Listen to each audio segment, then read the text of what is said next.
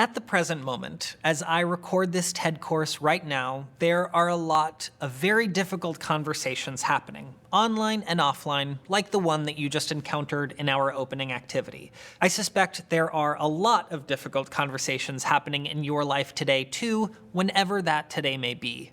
These difficult conversations are about issues big and small. Some are about deeply political topics, others are completely apolitical and entirely interpersonal, and some are, of course, a mix of both.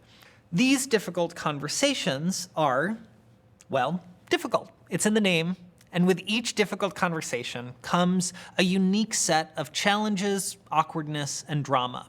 So, I see two solutions.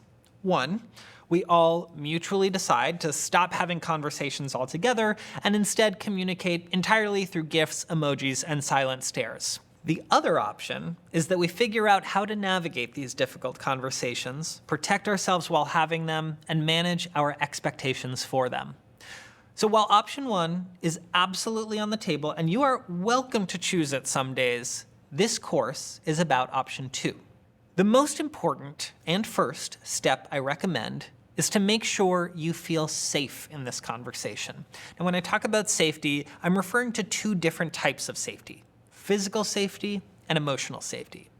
Physical safety is super simple, right? I think you understand it. Do you fear that the person with whom you're having a conversation will harm you physically, not respect your personal space, or cause you harm? If your answer is yes to any of those questions, then I don't think it's worth having that conversation. Again, that's up to you, but that's just me. Emotional safety, however, is a little more complicated and can only be determined by you. Now, I can share the way I define this for myself, and the way I do that is by asking three things. One, will this person listen to me just as I'm listening to them? Two, will they see me and regard me as an equal human being, no matter how differently we may occupy and think about our space in the world? And three, if I'm vulnerable with this person, will they meet me with their own vulnerability? Again, these are my own questions that I ask myself, my own floor plan for my own safe space. What are yours? Everyone has a different floor plan, a slightly different blueprint. The trickiest thing, though, is finding the balance between ensuring our own safety without running away from a challenge. In conversations with people who hate me, I speak to people who have called me a moron, a piece of shit, a talentless hack, and when I'm considering potential guests, I always have to ask myself, who do I feel comfortable speaking to while still testing the limits of my comfort zone? There are many potential conversation partners who I ultimately deemed to be unsafe because they either seemed too combative, too intent on humiliating me, or just generally rude. Still, I try to push myself to see who I feel just safe enough to speak with, and then I start from there. It's very important that we build a safe space for conversations, but it's also vital that we press on those walls of that safe space to see how big it might be. So safety is step one. The next step, step two, is to move these conversations offline, whether they started online or not. To be clear, online communication is not inherently bad, okay? A lot of really amazing things have happened because of social media. Vital civil rights movements like Black Lives Matter and Me Too have gained traction because of the incredible speed at which people can organize online.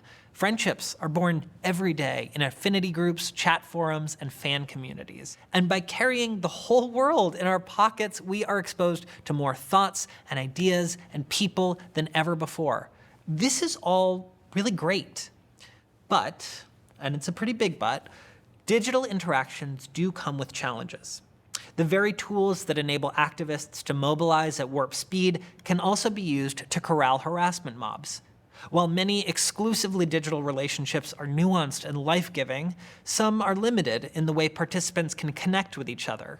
And as amazing as it is to pass by countless people every day on the digital highways and byways of social media, we are not able to truly get to know every single individual, complicated, wonderful human on the other side of the screen. And with such a huge volume, we sloppily sort people into groups and often burrow ourselves in our own little echo chambers.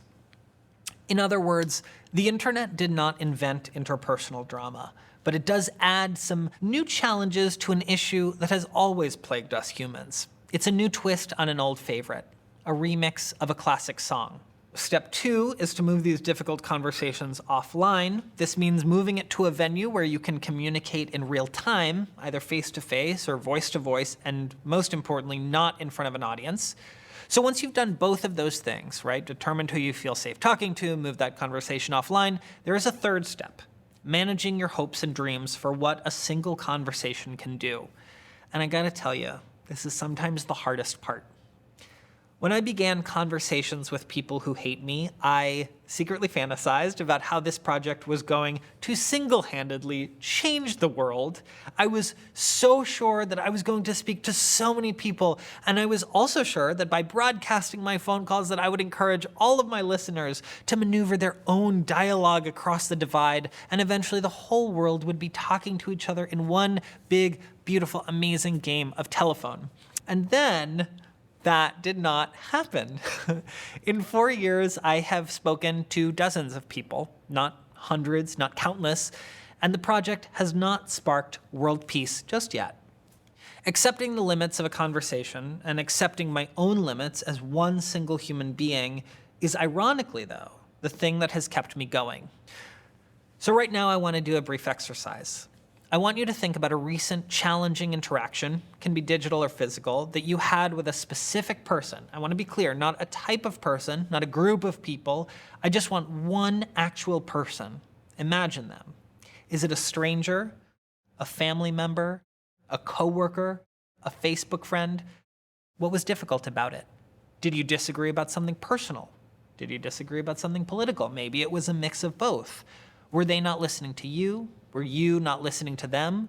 Were you fighting? Were you standoffish? Did they treat you like the human being you are?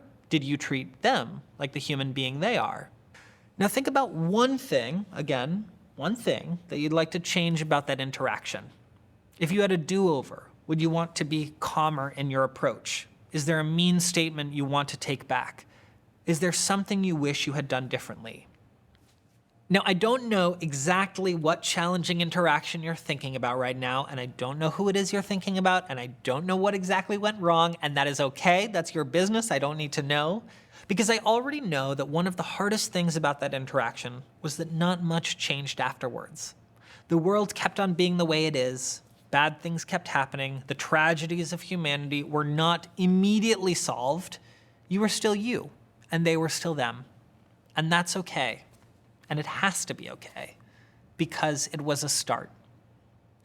Now, I want you to picture that interaction throughout this course and hold on to that feeling of frustration for just a while longer as you work through the first set of activities.